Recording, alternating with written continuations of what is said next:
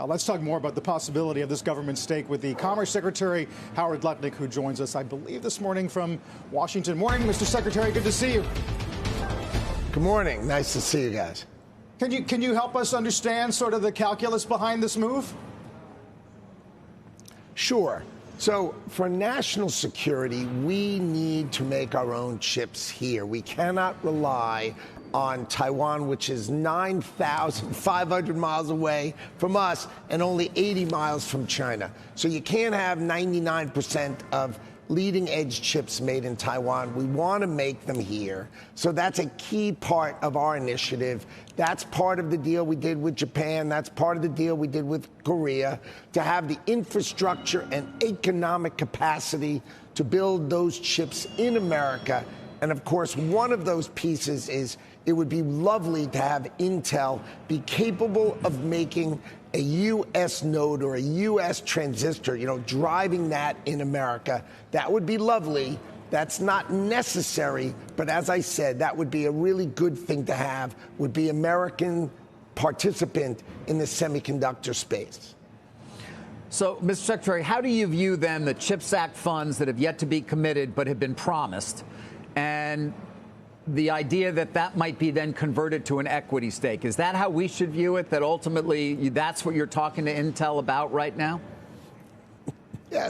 Yes. I mean, the president figures out that America should get the benefit of the bargain. I mean, that is exactly Donald Trump's perspective, which is, why are we giving a company worth $100 billion this kind of money? What is in it for the American taxpayer? And the answer Donald Trump has is, we should get an equity stake for our money. So we'll deliver the money, which was already committed under the Biden administration. We'll get equity in return for it, get a good return for the American taxpayer, instead of just giving grants away. Donald Trump views we should get benefits for the economics that we put out. Yeah, I love your response then to, I mentioned this analyst, Stacey Raskin, because he's written on it. He's one of the top analysts who follows this company for years. He says that we note the company's recognized $2.2 billion in CHIPS Act grants to date. And suppose one could argue that given the delays, they probably aren't going to get all the rest anyway, that being another $8+ billion. Nevertheless, trading 10% of the company for what it now seems worse than the prior agreement, in which basically they were getting the money for free. Do you not put Intel in a better position? Of course, it's worse. Do you not put them in a better position to compete? Is that, should that be a concern, since you want them to be the competitor you described earlier in terms of a U.S. champion? Look, the CHIPS Act was just a giveaway to rich companies. I mean, why in the world is the United States of America taking money and giving it to companies like TSMC, which is worth $1 trillion? I mean, why would we give them money to come to America? Donald Trump understands how to do this. What he does is he says, if you don't build in America, you're going to pay a 100% tariff, and then watch them come flying in. So the idea is, let's change with respect to Intel. We want Intel to be successful in America. Okay, we'd like an American transistor built in America, right? We'd like an American to be doing that. So Donald Trump says, hey, look, let's turn the money that Biden was going to just give away and turn that to equity for the American people. Yes, it is a worse deal than giving it away. But when you put this money in the hands of Donald Trump, you're going to get a better deal for the American taxpayer. That's who Donald Trump is, and it's obviously the right move to make. Well, all right, it may be obvious to you. Do you get governance here? By the way, once you're in for 10%, do you have to go in for even more? No. Come on. No, what? Come on, what? stop that stuff. It's not governance, right? We're just converting what was a grant under Biden into equity for the Trump administration. I get that. I get that. I just asked if you're going to get governance. You're going to own 10% of the company. You don't. Why wouldn't you want some non-voting? Okay. No, stop.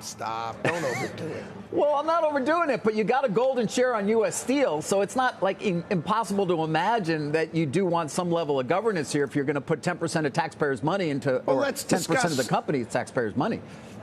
Let's discuss the golden share on U.S. Steel. What happened is the Japanese Nippon Steel made a list of 12 promises.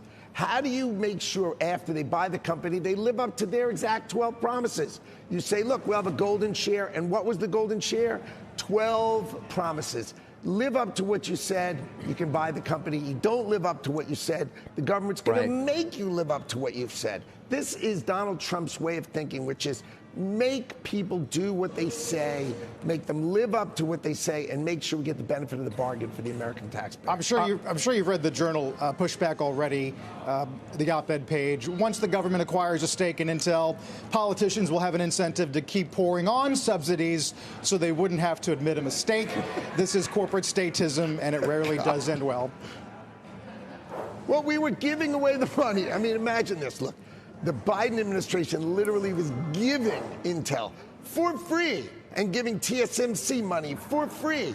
And all these companies just giving them money for free. And Donald Trump turns that into saying, hey, we want equity for the money. If we're going to give you the money, we want a piece of the action for the American taxpayer. How could that not be smarter, better, and more important for the American taxpayer than just free money for $100 billion, $1 trillion companies? Makes no sense. Donald Trump is fixing what Biden got completely, totally, and utterly wrong.